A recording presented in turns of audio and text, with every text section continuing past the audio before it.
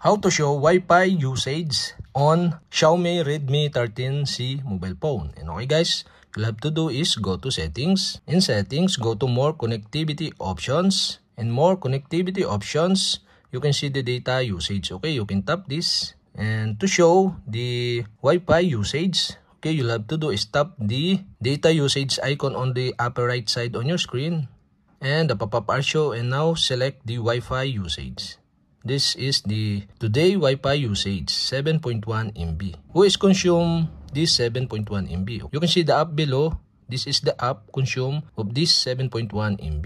So you can tap this and set in last month to show last month Wi-Fi usage. And you can tap again and select this month to show the this month usage. And that's it.